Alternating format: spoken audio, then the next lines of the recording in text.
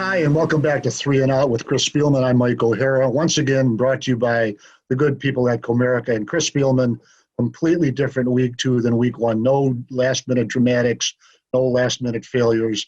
Detroit Lions lose to the Green Bay Packers at Lambeau Field, 42-21. They put 31 straight points on them after the Lions take a 14-3 lead.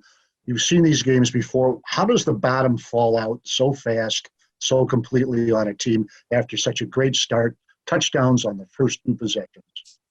Well, I mean, there's a number of reasons. I think obviously there's some problems on the defensive side of the ball when you give up 269 yards rushing, and minus the 75-yard rusher. That's over 190, close to 190 yards rushing.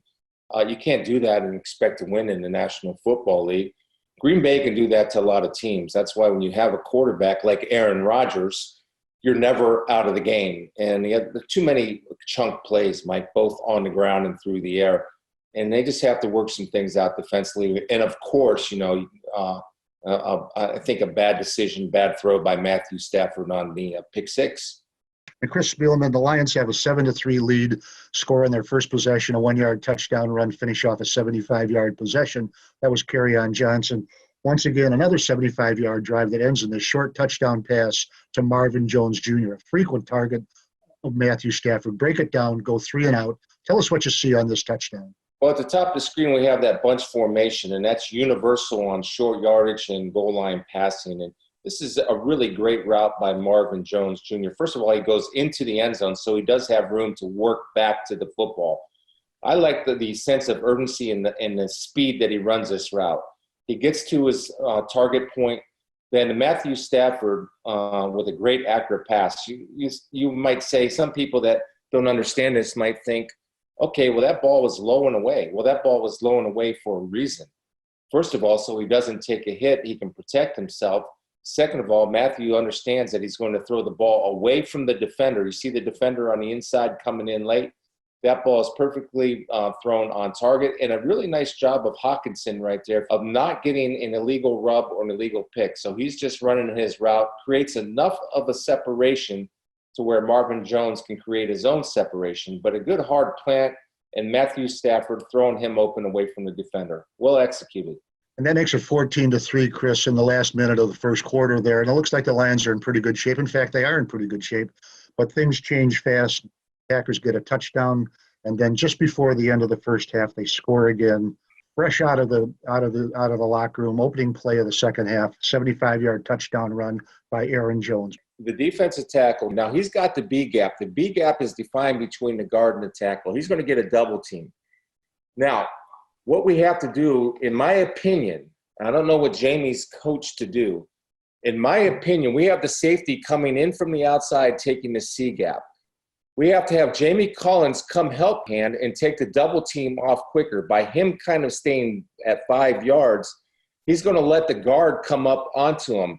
Because to me, Jamie Collins has to be on the shoulder of the guard so that hand will have the B gap and Jamie Collins will have the A gap. Now watch what happens. We're going to end up with 2 players in 1 gap. See that? Jamie Collins has to be over on the other arm of number 74 for the Green Bay Packers, and he should be there to make the play because we have every other gap covered except that gap. Now, I also would like to see Jarrad Davis, instead of knocking that guard backwards, kind of disengage just a little bit quicker and use his hands as opposed to his shoulder. You see how he led with his shoulder there? I'm a big believer in using my hands. That way I don't get caught up in a big offensive lineman, or that was a center. The center gets a great block, even though he gets knocked back 3 yards, but he takes Jarrad out of the play. But to me, I think Jamie could help himself by taking that double team off. Every other gap is covered. Fine. Okay, well, he gets through to the second level. When you're the safety, you're the last line of defense. Will Harris here misses a tackle, and I think Will can help himself. You see that helmet? That helmet is behind the ball carrier. This is a little technique thing, but if he could put his helmet in front of the ball carrier, he'll get better contact on him, and we know what this guy can do if he gets in open space. There's nobody going to catch him from behind.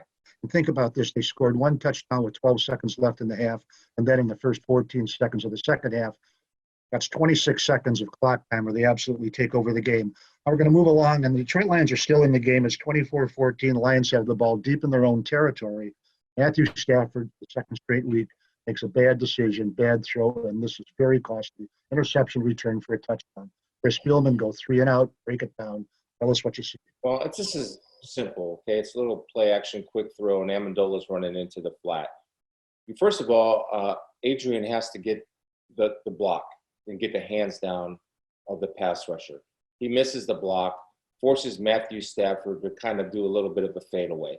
So this is, you're not getting a sack, but you're certainly disrupting the play, and Adrian has to be able to get that lineman on the ground with a cut block. And the biggest mistake Matthew Stafford is, there's two things wrong with this throw, and I'd be interested to what he would say. But first of all, the ball is so late. When Amendola is running his route and turning back, waiting for the football on a 3-step route, that's a problem. The other thing is, when you throw this ball, every quarterback will tell you that when you're throwing this little outcut, that ball has to be early and outside. And the problem is, two problems. The ball is late and it's inside, and that spells disaster. That's simple. It starts with AP getting his block. He didn't get his block. Matthew's late and inside with the ball, and bad things happen. And that makes it 31-14. That's Chandler Sullivan with probably the easiest touchdown he'll ever get in his career. Well, Chris Spielman, before we wrap it up here, we go through this time and time again. How do you get out of this malaise right now that seems to have affected the defense? Well, you got to be mentally tough. I mean, it's hard to win in the NFL. It is a grind, and there's going to be ups and downs. And again, we have this conversation every year.